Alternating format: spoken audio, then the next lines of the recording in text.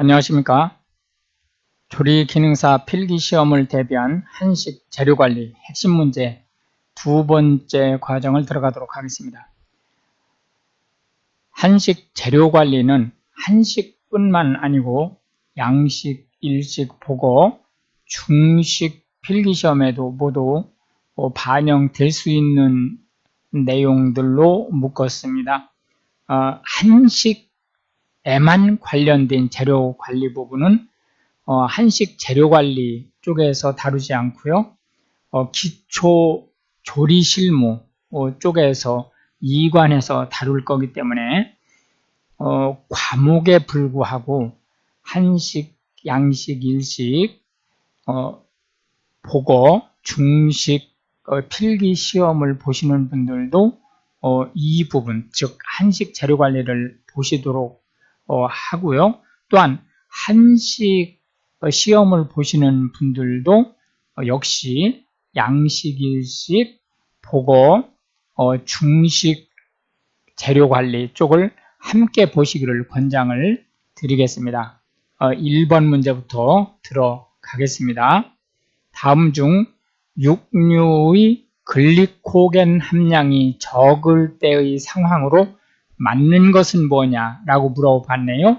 이 글리코겐은 동물성 전분이에요. 그러니까 사실상 사람으로 말하면 한국인의 경우 50% 이상을 전분으로 이제 섭취를 하는데 영양소를 그런데 실제 체내에 쌓이는 거는 글리코겐으로 밖에는 쌓이지 않습니다. 글리코겐은 전체 체중의 1% 이하 정도예요. 그러니까 아주 소량만 전분이 체내에 축적된다라고 할 수 있는데요.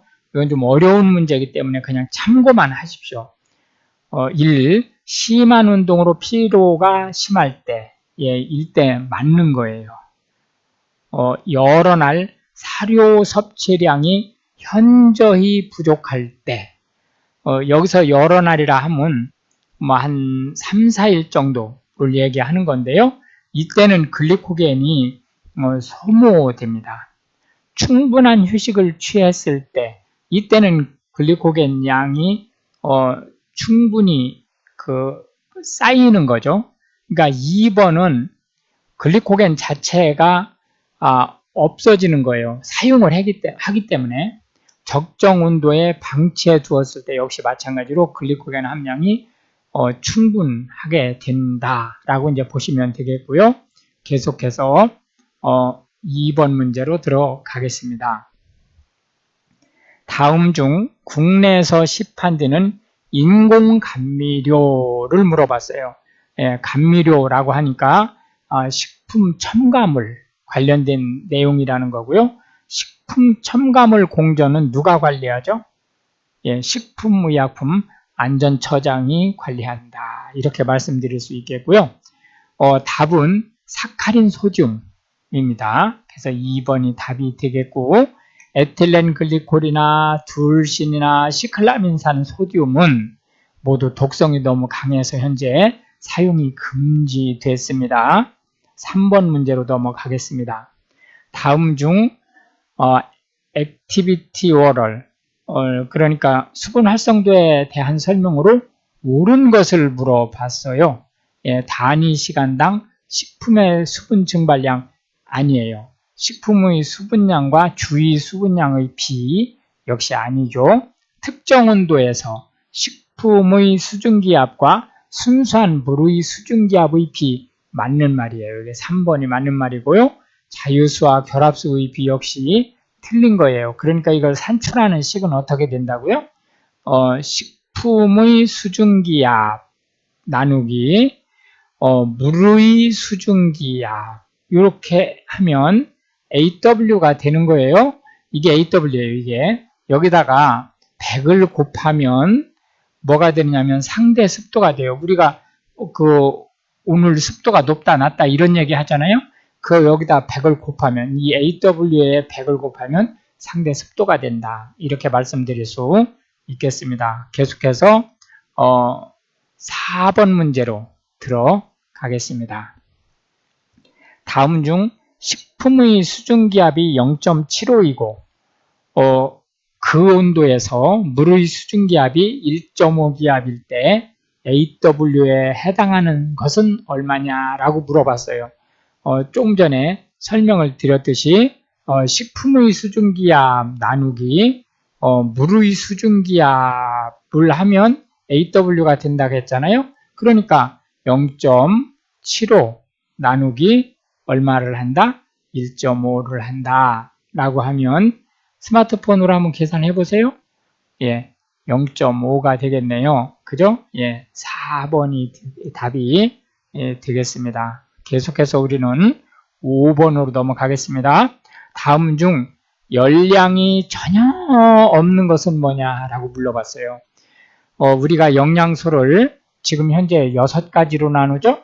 탄수화물, 단백질, 지질, 미네랄, 바이타민, 물 이렇게 6가지로 영양소를 구분을 하고 있어요. 물론 파이토케미칼이라든지 이런 것도 사실은 영양소예요. 그런데 아직까지 과학적으로 그런 부분은 영양소로는 분류하지 않고 있습니다. 그래서 그 6가지 중에서 열량을 내는 영양소는 3가지밖에 없어요. 그러니까 50%에 해당되는 거예요. 그러니까 탄수화물, 지질, 단백질 이 3가지만 열량을 낼 수 있다. 이렇게 말씀드릴 수 있겠습니다. 아미노산은 뭐죠? 단백질의 최소 단위죠. 예, 그러니까 얘는 열량을 내는 영양소가 맞죠? 예, 아소코르부산 얘는 뭐죠? 바이타민 C를 이렇게 얘기하는 거예요. 조금 아는 척 하려고 아스코르브산 하면은 바이타민 C를 뜻하는 겁니다. 그렇기 때문에 바이타민은 열량 영양소가 아니죠. 예, 지방산은 뭐죠? 지질의 최소 단위예요. 그러니까 당연히 지질의 최소 단위니까 열량 영양소죠. 갈락토스는 탄수화물의 최소 단위 중에 하나예요. 탄수화물은 최소 단위가 적어도 3가지 정도를 알고 계셔야 돼요. 글루코스, 우리가 포도당이라고 하는 거죠. 예. 그리고 갈락토스, 그 다음에 프럭토스. 우리가 과일 같은 거 먹을 때 단맛 나는 게 프럭토스예요. 이제 그런 것들이 모두 탄수화물의 최소 단위다라고 얘기할 수 있어요. 그러니까 단백질, 지질, 탄수화물 이렇게 열량 영양소죠. 그러니까 바이타민이나 미네랄이나 물은 열량 영양소가 아니에요. 그러니까 답이 2번이 되겠습니다. 계속해서 6번 문제로 넘어가겠습니다. 다음 중 열량을 가장 많이 소모하는 것은 뭐냐라고 물어봤어요. 이 얘기는 무슨 얘기죠? 격심한 운동을 하는 걸 물어보는 거예요. 열량을 단위 시간당 열량을 많이 소모한다는 얘기는 활동량이 격심하다 그런 뜻이죠. 그러니까 등산, 논농사, 걷기, 빨래, 맨손체조, 청소, 독서, 운전 중에서는 등산, 논농사가 그래도 제일 노동 강도가 높다라고 볼 수 있고 1번이 답이 되겠습니다. 7번 문제로 넘어가겠습니다. 다음 중 전통적인 식혜 제조 방법에서 엿기름에 대한 설명으로 잘못된 것이 뭐냐라고 물어봤네요. 예, 엿기름에 작용하는 효소는 수용성이라서 물에 잘 풀어진다. 맞는 말이에요. 엿기름의 농도가 낮을수록 당화 속도는 빨라진다. 잘못됐어요. 엿기름의 농도가 높을수록 당화 속도는 빨라집니다. 엿기름을 맷돌에 가루내는 이유는 효소가 더 쉽게 용출되도록 하기 위함이 맞는 말이에요. 엿기름 가루를 물에 담근 채 주물러주면 효소가 더 쉽게 용출된다. 예, 다 맞는 말이 되겠습니다. 그래서 우리는 8번 문제로 계속해서 진입하겠습니다. 다음 중 전분의 요도 반응에 대한 설명으로 거리가 먼 것을 물어봤네요. 그러니까 전분 이 설명 중에서 전분인 것 중에 요도 반응을 했을 때 결과가 어떻게 되느냐라는 것을 지금 물어본 거예요. 글리코겐은 전분인가요, 아닌가요? 전분이죠. 예, 동물성 전분이에요. 동물성 전분과 반응하면 갈색을 띈대요. 요드가 뭔지 아시죠? 그 아이오딘이라고 해서 약간 좀 우리 갈색병 같은데 이렇게 조그만 갈색병 같은 데서 그 약품으로 팔죠. 예, 그거를 스포이드나 이런 거를 이렇게 빨아들여 가지고 밀가루라든지 이런 데 우리가 초등학교 다닐 때 그 실험도 해봤잖아요. 예, 그때 이게 갈색을 띠는 게 맞습니다. 아밀로펙틴이 전분인가요? 예, 맞는 말이죠. 이게 찰전분이에요. 찰전분. 자색을 띈다. 맞는 말이에요. 꼭 자색이 아니고 적색이라 해도 돼요. 적색 또는 적자색이라 해도 됩니다. 다 맞는 걸로 상황에 따라서 눈치껏 하시면 돼요. 누구는 적색으로 얘기하고 누구는 자색으로 얘기하고 어떤 누구는 적자색으로 얘기를 하는데 상황에 따라서 이제 눈치껏 찍으시면 됩니다. 산성과의 반응에서 적색을 띈다. 같은 적색이긴 한데 산성 알칼리성이라는 얘기가 나오면 이건 pH 값을 얘기하는 거예요. 그러니까 이게 틀린 거죠. 아밀로스는 전분 맞죠? 예, 청색을 띱니다. 요오드에서. 예, 계속해서 9번으로 넘어가겠습니다. 다음 중 건조된 갈조류의 식품의 표면에 있는 흰가루 성분으로 단맛을 내는 물질 성분이 뭐냐라고 물어봤어요. 그럼 갈조류가 뭔지를 알아야죠. 예, 갈조류는 미역, 다시마, 톳 이런 것들이 주로 있는 거고요. 특히 다시마를 말렸을 때 밀가루 같은 게 잔뜩 붙어 있잖아요. 예, 그걸 지금 물어보는 거예요. 그것을 사실은 이렇게 찍어 먹어보면 약간 단맛이 나죠. 비린내가 아니고 예, 그거는 만리톨이라고 하는 겁니다. 예, 알긴산은 뭐예요? 이거는 건조된 게 아니고 생갈조류. 생갈조류에서 미끈미끈한 거 있잖아요. 그게 알긴산이에요. 클로로필은 갈조류가 아니고 녹조류. 녹조류에서 녹색 성분이 클로로필이에요. 피코시아는 이거는 홍조류.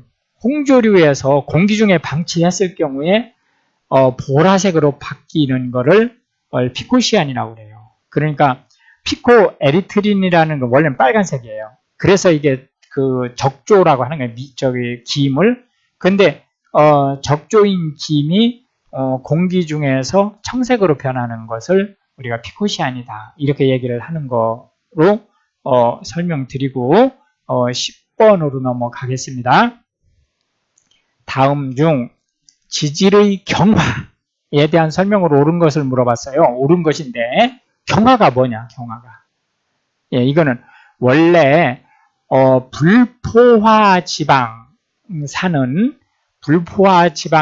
우리가 기름이라고 해요. 그거를 기름이라고 하는데 상온에서 액체로 있어요. 그런데 상온에서 액체로 있는데 이 불포화지방산에 수소를 포함시켜 가지고 상온에서 고체로 만든 거를 우리가 경화라고 얘기를 하고요. 이거를 조금 좀 더 알아듣기 쉬운 말로 바꾸면 트랜스 지방이라고 얘기를 하는 거예요. 그러니까 트랜스 지방에 대한 설명으로 옳은 것을 지금 물어본 거예요. 반죽 속에서 지방층을 형성하여 글루텐의 형성을 방지하는 것이다. 이거는 페이스트리를 얘기하는 거예요. 물과 지질이 서로 섞여 있는 상태이다. 이거는 유화제를 얘기하는 겁니다. 불포화지방산에 수소를 첨가하는 것이 맞는 거죠? 예. 기름을 영하온도가 아니고 영하온도 가까이까지 냉장시켜 지방을 여과시키는 것이다. 이건 샐러드유를 얘기하는 거예요. 샐러드유가 뭔지 아시죠?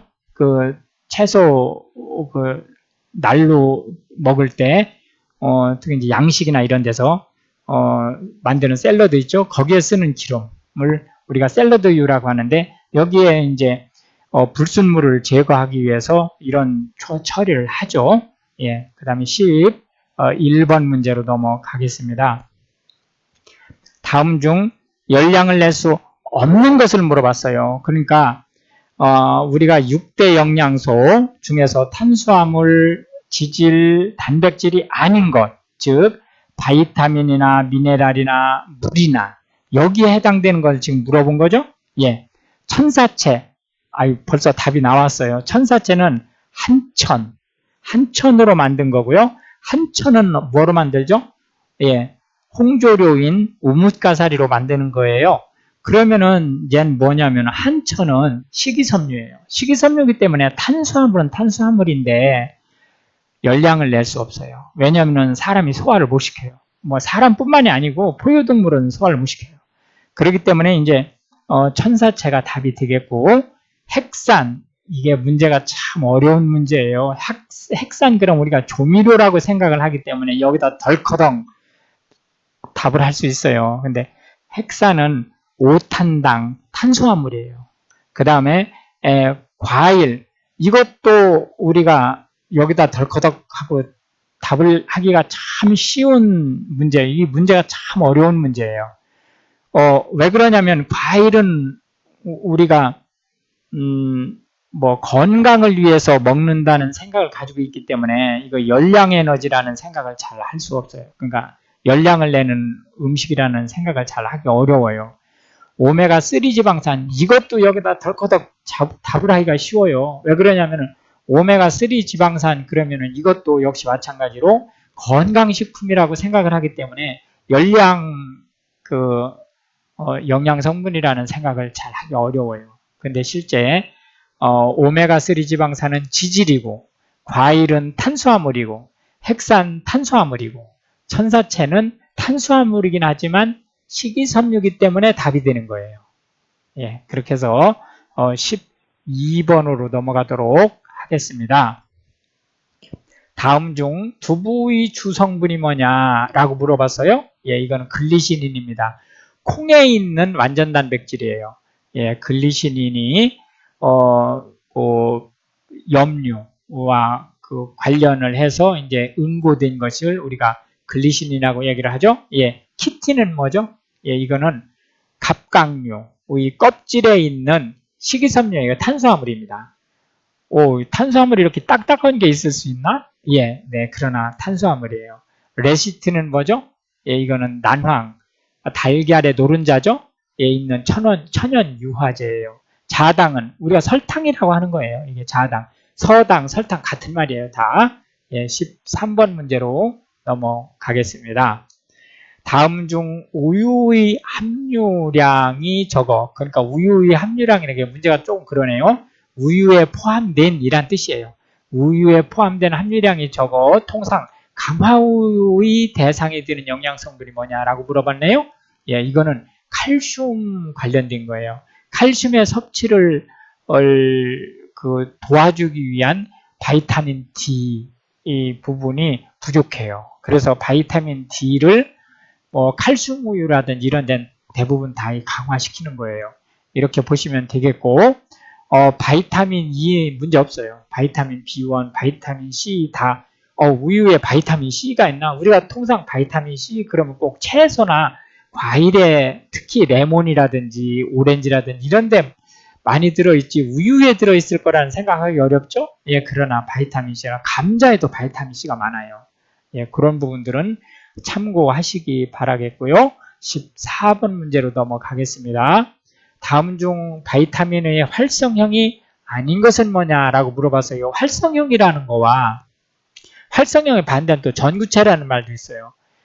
전구체라고 하는 것은 체내에 있긴 한데 그 기능이 아직 활성하는 기능이 되지 그 상태를 전구체라고 하고, 활성형은 이게 실제 인체 내에서 이제 작용을 하는 거예요. 그 해당 영양소로. 예, 알파 토코페롤 바이타민 E의 활성형이에요. 필로퀴논 바이타민 K의 활성형이고요. 바이타민 D2 예, 바이타민 D의 활성형이에요. 베타카로틴 전구체예요. 뭐의 전구체? 바이타민 A의 전구체다. 이렇게 말씀드릴 수 있겠고, 15번 문제로 넘어가겠습니다. 다음 중 담즙의 기능이 아닌 것을 물어봤어요. 담즙의 기능, 이게 어려운 문제예요. 이 담즙이 어디에 함정이 있느냐면 담즙을 배출하는 데가 담낭이에요. 배출하는 데가. 그런데 실제 만드는 거는 간에서 만들어져요. 그렇기 때문에 이제 영양사 문제라든지 뭐 이런 데서는 이제 이거보다 훨씬 더 어려워져요, 문제가. 근데 그래도 이게 이제 조리기능사 문제이기 때문에 담즙하고 이런 거하고 직접 관련된 게 아니라서 조금 더 부드럽게 난 거예요, 문제가. 그건 참고하시면 되겠고요. 어쨌든 담즙은 유화작용, 즉 체내에 기름기가 들어왔을 때 그걸 소화시키려면 물하고 섞어야 되는데 기름은 물하고 섞이지 않잖아요. 그러니까 이 담즙이 그 소화 기능을 도와줘야 돼요. 그걸 유화작용이라고 한다. 이렇게 얘기할 수 있겠고, 당질을 소화시키는 기능은 없어요. 담즙에는 라이파이제 쪽이 주로 있는 거예요. 지질을 소화시키는 거예요, 담즙은. 그러니까 유화작용이 필요한 거죠. 기름을 소화시켜야 되니까. 약물이나 독소의 배설작용하고요. 산의 중화작용을 하는 겁니다. 산의 중화작용은 왜 필요할까요? 담즙에서. 예, 이거는 왜 그러냐면 위에서 죽처럼 만든 음식이 소장으로 넘어오는데 소장으로 넘어오는 그 순간 담즙이 딱 배출돼요. 그러니까 어떤 일이 필요하죠? 위에서는 산이 강산이잖아요. pH가 1 내지 2예요. 강산이 아주 초강산이에요. 그러니까 웬만한 거는 다 그냥 죽이든지 불활성시켜요. 그런데 소장으로 딱 넘어왔는데 소장에 있는 미생물이나 효소가 작용을 해야 소화가 되잖아요. 그런데 이 강산 상태로 그냥 있으면 어떻게 돼요? 효소는 불활성화되고 미생물은 다 죽죠. 그러니까 산을 중화시켜야죠. 그 강산이 효소나 미생물에 영향을 끼치지 않게 그 중화작용을 담즙이 하는 거예요. 중요한 기능이에요. 소화에서. 예, 16번으로 넘어가겠습니다. 다음 중 식품의 신맛에 대한 설명으로 옳은 것을 물어봤어요. 옳은 것이에요. 예, 1. 신맛은 식욕을 증진시키는 기능을 한다. 맞는 말이에요. 식품의 신맛의 정도는 수수이온 농도와 반비례하는 게 아니고 비례해요. 동일한 pH에서는 무기산이 유기산보다 더 신 게 아니고 유기산이 더 셔요. 포도의 상큼한 신맛은 호박산이고 주석산이에요. 사과는 이노신산이 아니고 사과산입니다. 시중에서 판매되는 교재 중에 4번을 답으로 한 분들이 있어요. 책 중에. 그러니까 그거는 잘못된 답입니다. 1번이 답이에요. 17번으로 가겠습니다. 다음 중 오이나 배추의 녹색이 김치 속에서 갈변하게 되는 요인으로 맞는 것이 뭐냐라고 물어봤네요. 예, 이거는 뭐 많은 설명이 필요한 게 아니에요. 뭐냐면은 클로로필에서 마그네슘이 떨어져 나가면 클로로필은 원래 지용성이거든요. 근데 이게 수용성인 테오피튼으로 변해요. 그러니까 2번이 되겠고 얘가 갈변을 시키는 원흉이에요. 그렇게 보시면 되겠고 18번 문제로 넘어가겠습니다. 다음 중 중조를 넣고 중조가 뭐죠? 예, 식소다. 또는 중탄산 소듐이라고도 해요. 중탄산 나트륨이라고 하는 거죠. 녹색 채소를 데칠 때 나타나는 현상과 거리가 먼 것을 물어봤어요. 먼 것. 바이타민 C가 파괴된다. 맞는 말이에요. 바이타민 B군이 파괴된다. 맞는 말이죠. 채소의 질감이 유지된다. 틀렸어요. 질감이 유지되지 않아요. 식이섬유가 부드러워지면서 미끈미끈해져요. 채소의 색상이 푸르게 유지된다. 맞는 말이죠. 원래 이것 때문에 중조를 넣는 거예요. 색상을 예쁘게 하기 위해서. 계속해서 19번으로 넘어가겠습니다. 다음 중 김치에 관한 설명 중 틀린 것을 물어봤어요. 산막 효모는 김치의 연부 현상에 관여한다. 연부 현상이 뭐예요? 예, 무르는 거죠. 무르는 거. 예, 쉬는 게 아니에요. 쉬는 게 아니고 물컹물컹해지는 거예요. 예, 맞는 말이에요. 김치의 산 함량은 0.6 내지 0.8%일 때 맛이 상큼하다. 맞는 말이에요. 산의 함량이 0.6 내지 0.8일 때 제일 맛이 좋다라는 거죠. 배추 절임용 소금물은 10%로 한다. 맞는 말이에요. 절인 배추의 염도는 10% 이상이 되게 하면 안 돼요. 효소가 작용을 못해요. 3%로 해야 됩니다. 바닷물 수준이에요. 바닷물이 3 내지 3.5%입니다. 그보다 높아지면 효소가 작용을 못해요. 그래서 김치가 익지를 않습니다. 20번으로 넘어가겠습니다. 다음 중 식초에 절인 생강의 색상을 붉게 하는 성분으로 맞는 것은, 우리가 그 일식집이라든지 초밥집에서 생강이 나올 때 물들인 게 아니에요.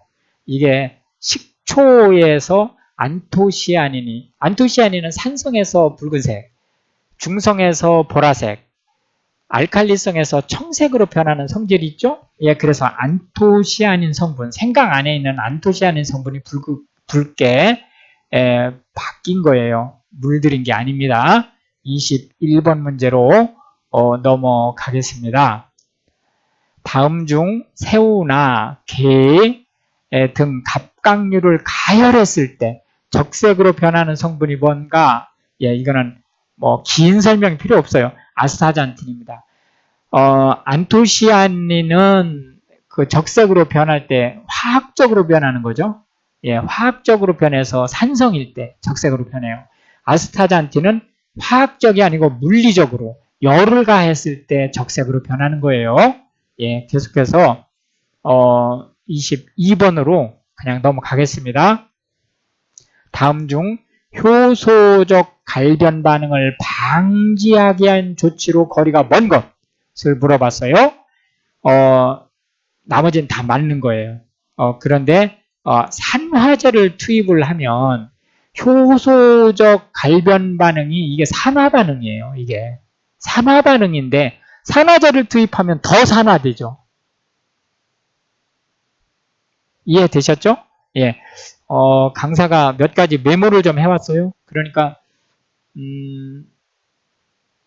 참고하시기 바랍니다. 우선은 효소에 의한 갈변을 방지하는 방법으로 여러 가지가 있어요. 우선은 가열에 의해서 효소 활성화를 막는 방법이 있어요. 이 가열 온도가 적어도 60도 이상이 돼야 돼요. 그러니까 우리가 토로록 끓이면서 데치는 게 이것 때문에 그러는 거예요. pH 값을 3 이하로 낮추어서 효소의 단백질 성분을 불활성화시킬 수 있어요. 효소는 단백질로 만들어졌기 때문에 pH 값이 낮아지면 불활성화돼요. 당이나 염분, 그러니까 설탕이나 소금을 첨가해서 삼투 현상에 의해서 원형질막을 분리할 수 있어요. 그러면은 효소가 원형질막을 분리하는 건 아니고 그 단백질이 불활성화되는 거예요. 그 다음에 이제 이산화탄소나 질소를 충전해서 산화를 방지할 수 있어요. 왜냐하면 산소가 있어야 산화가 되는데 산소를 없애니까. 그리고 참고로 여기서 우리는 충진이라는 말을 쓰는데요. 그게 잘못된 말이에요. 충전입니다. 예를 들어서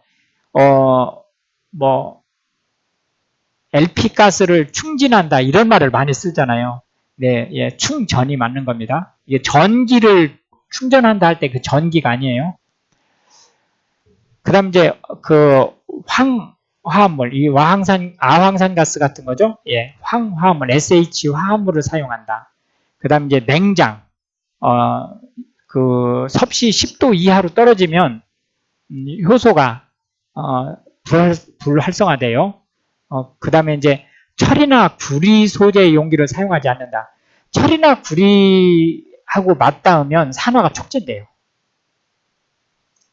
예, 계속해서 23번으로 넘어가겠습니다. 다음 중 효소적 갈변 반응으로 짝지어진 것, 맞는 것을 물어본 거예요. 캐러멜화 반응, 약식. 예, 이게 이 문제가 참 어려운 문제네요. 어려운 문제인데 왜 어려운 문제냐면 캐러멜화 반응 약식이 맞는 말이에요. 맞는 말인데 문제는 뭐냐면 이게 비효소적 갈변 반응이에요. 아스코르브산 반응 오렌지 주스 이것도 맞는 말인데 비효소적 갈변 반응이에요. 페놀 화합물의 멜라닌화 홍차 이거는 이제 효소적 갈변 반응 맞는 말이에요. 메일라드 반응이 식빵 이것도 맞는 말인데 이것도 비효소적이에요.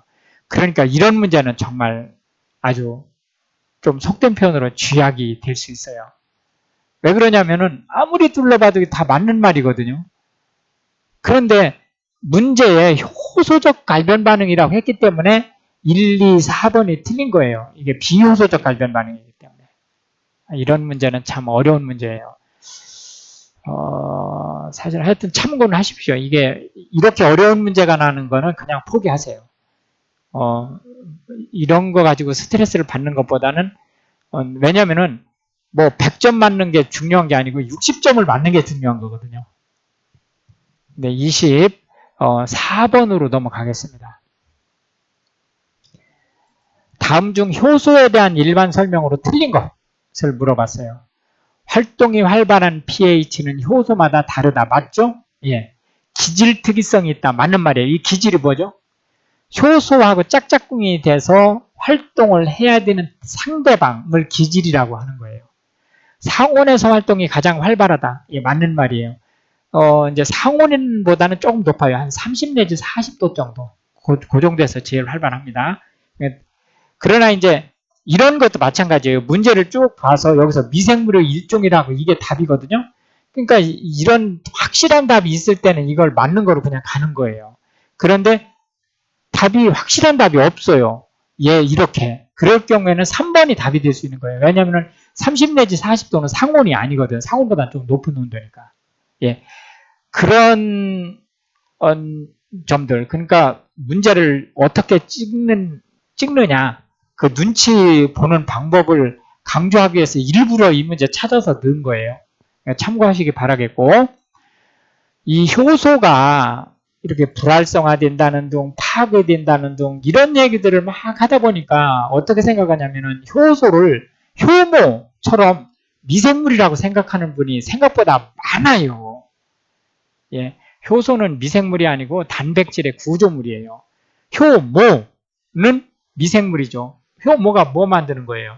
빵 만드는 거. 그리고 술 만드는 거잖아요. 그 막걸리 만드는 거. 예, 그리고 뭐 간장, 된장 만들 때도 효모가 쓰이죠. 예, 이런 것들은 미생물이에요. 그런데 효소는 단백질 구조물이지 미생물이 아닙니다. 25번 문제로 넘어가겠습니다. 다음 중 조리 관련 학문과 가장 거리가 먼 것은 뭐냐? 예, 이 문제는 중요한 문제는 아니에요. 그냥 상식적으로 우리가 지금 조리 기능사 시험을 봐야 되는 입장이기 때문에 조리 기능사가 어느 위치에 있는지를 좀 아시라고 일부러 넣은 문제예요. 그런데 이게 뭐 시험하고 이렇게 관련돼서 중요한 문제는 아니니까 그냥 대충 보세요. 다음 중 조리 관련 학문과 가장 거리가 먼 것을 물어봤어요. 조리하기 전의 식품 재료는 식품학의 소관이 맞아요. 조리하기 전의 식품 재료. 식품 재료의 생산 및 공급은 조리과학이 아니고 농학의 소관이에요. 구입한 식품 재료로 음식을 제조하는 과정은 조리학의 소관이 맞죠? 조리된 음식의 섭취 이후 사항은 영양학의 소관이다. 맞는 말이에요. 네, 이렇게 해서 25번까지 모든 문제를 풀었고요. 다음 시간에 한식재료 핵심 문제 3에서 다시 찾아오도록 하겠습니다. 이 코스는 조리사고시 코스하고 지금 겸해서 공부하실 수 있게 했기 때문에 난이도가 조금 높아요. 실전 모의고사나 이런 것보다. 그렇기 때문에 그건 양해를 하고 들으시고 이해하시고 들으시고 한 번 더 강조 드릴 거는 그전에는 조리를 잘 하시면 채용을 했어요. 근데 지금은 이제 조리 잘 하시는 분들이 너무 많아요. 그러다 보니까 단체 급식도 계속 늘어나고 있고 뭐 지금 현재 우리가 유치원서부터 대학, 군대, 회사에 이르기까지 점심을 도시락 싸가지고 다니는 사람이 어디 있어요. 다 단체 급식소에서 해결을 하지. 그러다 보니까 이 조리 기능사의 소요량이 많거든요. 그런데 그 조리 기능사를 이제 나름대로 이 규모가 있는 데에서는 필기 시험을 본단 말이에요. 그렇기 때문에 이제 이왕 고생해서 조리 기능사를 취득을 하셨으면 본인이 그 외식업을 직접 운영을 하시는 경우는 여기가 달라요. 근데 그렇지 않고 취업을 하시려고 하는 분들은 필기를 예전처럼 통과 의뢰로 필기를 보시면 안 돼요. 지금은 이 조리사 고시에 합격하기 위해서는 필기를 최소한의 범위 내에서 하셔야 돼요. 그래서 이제 그런 측면에서 이 재료 관리 쪽은 조금 난이도를 좀 높여놨으니까 그건 이해를 하고 보시기 바라겠고요. 한식 재료 핵심 문제 3에서 다시 만나는 걸 하겠습니다. 고생하셨고 필기는 꼭 한 번에 합격하세요.